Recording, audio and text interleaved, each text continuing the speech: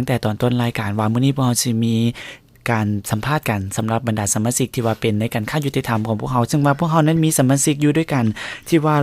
จังว่า17นั่นเองเนาะซึ่งว่าตั้งแต่มี17สมาชิกด้วยกันบรรดาสมาชิกของเราที่อยู่ในการค่ายุติธรรมซึ่งว่าหนึ่งในผู้ที่จะว่าสัมภาษณ์นี่ก็เป็นหนึ่งในสมาชิกของการค่ายุติธรรมฉะนั้นมื้อนี้เฮามาพ้อกันเลยก็แล้วกันเนาะสบายดีเจ้าสบายดีเนาะอันนี้ก็คือสมาชิกของการค่ายุติธรรมให้แนะนำชื่อแล้วก็มาจากสมาชิกของเฮาชื่อว่ามาจากไสเนี่ยเจ้าเนาะสบายดีข้าพเจ้าชื่อบัณฑิตราชปากดีเนาะข้าพเจ้าเฮ็ดเวียกอยู่ศูนย์อบรมร่วมพัฒนาเนาะหลายคนก็จะฮู้กันว่าศูนย์ประแดกเจ้าแล้วอันเป็นสมาชิกนี่แม่นศูนย์ประแดกเพิ่นจะเฮ็ดโครงการนี่เนาะชื่อว่าโครงการห้านชาวบ้านเจ้าโครงการห้านชาวบ้านนั่นเองเนาะซึ่งว่าห้านชาวบ้านนี่เพิ่นได้มีผลิตภัณฑ์ขายผลิตภัณฑ์จังได๋เจ้าห้านชาวบ้านเนาะคือว่าชื่อชาวบ้านก็แม่นมาจากชาวบ้านเลยจะมีผ้าไหมมีต่างๆเจ้ามีผ้าไหมมีแต่ผ้าไหมอย่างเดียวบ่มีผ้าไหมแล้วก็มีเครื่องจักสานแล้วก็มีผ้าฝ้ายแล้วมีกับให้กระเป๋าให้อย่างหลายๆอย่างเจ้าเนาะซึ่งว่านี่ก็แม่นในสมาชิกของการค้ายุติธรรมของเฮาฉะนั้นจึงอยากจะฮู้ว่าเฮ็ดจังได๋จึงสามารถเข้าเป็นสมาชิกของการค้ายุติธรรมลาวได้เจ้าเนาะตัวนี้แม่น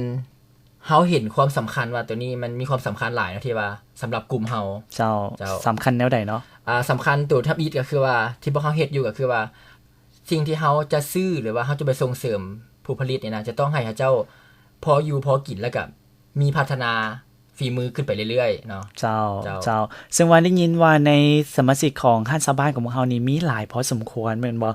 เจ้าลองยกตัวอย่างว่ามีจักมีจักกลุ่มเลยตอนนี้ปัจจุบันนี้เฮ็ดอยู่5แข่งเนาะเจ้าบ่มี5แข่ง10ปลายกลุ่มเจ้ามี10ปลายกลุ่มด้วยกันในที่ว่าสนับสนุนในเรื่องของผลิตภัณฑ์เข้าสู่ห้านชาวบ้านโดยตรงเลยแม่นบ่แม่นล่ะเจ้าเนาะอยากจะฮู้ว่าในเมื่อที่ว่าเฮามีสมาชิกหลายไปซี่เฮาได้นำใช้มาตรฐานหยังแน่เพื่อว่าเพราะว่าในการค้ายุติธรรมนี่พวกเฮาสิมีมาตรฐานอยู่10มาตรฐานด้วยกันอยากจะฮู้ว่าใน10มาตรฐานที่ว่าห้านชาวบ้านมีหยังเด่นๆเป็นพิเศษบ่ที่แตกต่างกับห้านหรือว่ากลุ่มสมาชิกอื่นเจ้าเนาะก็คือว่าเฮายึดอยู่ใน10มาตรฐานแต่ที่สิ่งที่เฮาเฮ็ดได้ดีเนาะก็คือว่าจะมีอยู่3อย่างเจ้ามีหยังแน่เนาะอย่างทับอิฐเนาะก็จะเว้าเรื่องคำนึงเรื่องการพัฒนาการผู้ผลิตหั่นแล้วก็เรื่องการเป็นอยู่เขาเจ้าเนาะก็คือว่าพวกเขาก็1ก็เริ่มตั้งแต่พวกเขาจะเฮ็ดเวียกนำชุมชนผู้ที่สนใจเนาะจะตั้งกลุ่มแล้วก็สิ่งเดียวที่ว่าเขาเจ้าขาดไปที่ว่าเขาเจ้าต้องการเขาเจ้าก็จะแล้วเฮาก็จะฝึกอบรมให้หรือว่าให้เจ้าแลกเปลี่ยนกันเจ้าก็คือในการจัดตั้งกลุ่มนี้พวกเฮาจะลงไปถึงชุมชนเลยแม่นบ่เนาะโดยแล้วก็แม่นเพิ่นว่าให้ชุมชนพัฒนาในเรื่องของความสามารถของเขาเจ้าในเรื่องของสีมือในเรื่องของชีวิตการเป็นอยู่สิ่งดังกล่าวนั้นทางท่านชาวบ้านเฮาได้ให้กับเจ้ามีชีวิตการเป็นอยู่ที่ดีขึ้นแนวใดสิ่งสำคัญเนาะคือว่าพวกเขาเฮ็ดเวียกเขาเจ้าคือว่าพวกเขาเป็นครอบครัวเขาเจ้าเนาะและจะเฮ็ดเวียกตั้งคือว่าฝึกอบรมจะตั้งกลุ่มแล้วก็ขายซวยเนาะถ้ามีปัญหาหยังก็จะปรึกษากันปัญหาครอบครัวปัญหาการผลิตหรือว่าปัญหาอีหยังที่ว่าเขาเจ้าอยากฮู้ข้อมูลข่าวสารเพราะเฮาก็จะพามาให้แล้วก็พาไปเบิ่งบ่นั้นบ่นี้เพื่อว่าให้เขาเจ้ามีแนวความคิดใหม่ๆที่ว่าอยากเป็น